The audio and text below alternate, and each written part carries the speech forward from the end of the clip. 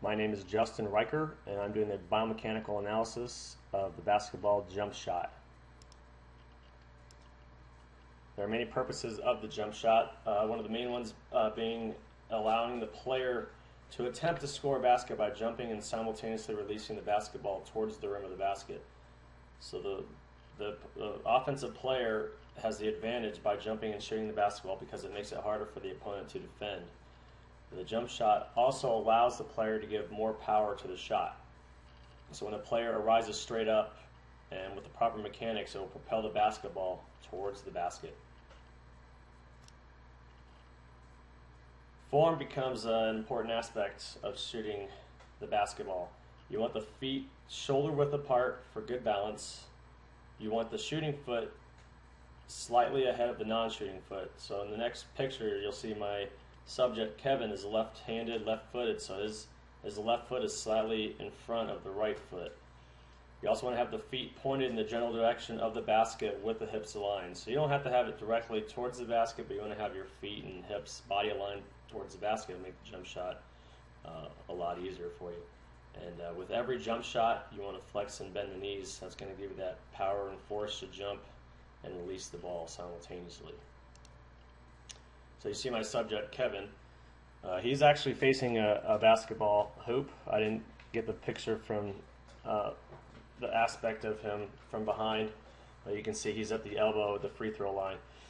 So he has his body aligned towards the basket. So his left shooting foot is slightly ahead of his non-shooting foot. His feet are in an open stance with his feet pointed in the general direction of the basket, and his eyes are on the target. So we get into the technique. So with the body now facing the basket, we get into technique. So you want to have a firm grip on the basketball. The ball should sit on your fingers and never be in your palm because you're not releasing from the palm. The last finger the ball is touching is your middle finger as you release. The non-shooting hand should be on the side of the ball and always come off the ball first. After flexing the knees and hips and creating the ground reaction force to begin the jump, you'll begin to elevate. The ball should start to motion up with you without dipping and remain in front of you, never going behind your head. The body will begin to uncoil and extend the legs, core, and arm in a coordinated movement. The elbow and wrist should extend in a straight line towards the basket. And as you're getting ready to release the ball should roll off the fingers with backspin, so you're creating torque into the shot to create the backspin for the basketball. So release the ball at the top of the jump. And then lastly, follow through the entire shot. The wrist should be relaxed with the fingers pointed at the rim. You should see your fingers at the top of the shot and land in the same spot you jump. That means that you just have, the balance of the shot is perfect. You're not moving any other way. And here we go to perform the jump shot. So as Kevin, his first phase of performing the jump shot, is beginning to produce force to the ground, so bending the knees.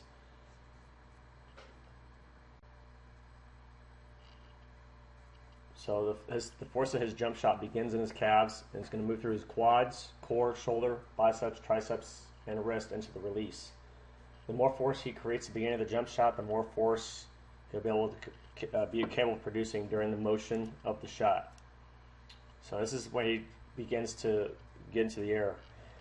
His knees now extend, and the force created at the ground is beginning to lift the shooter off the ground. The ball is still in front of him with the elbow flexed, which will go into extension in the air when he releases the ball. The legs begin to work as they straighten and apply force to elevate him into the air.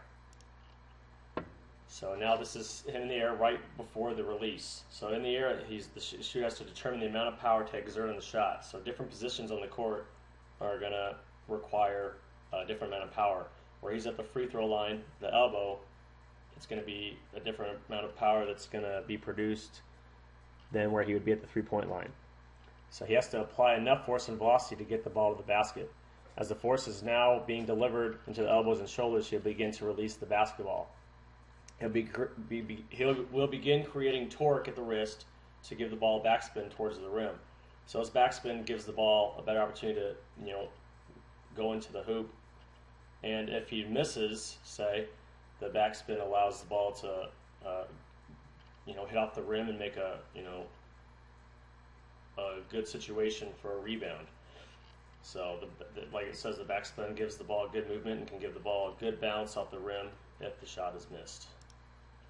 And then releasing the ball.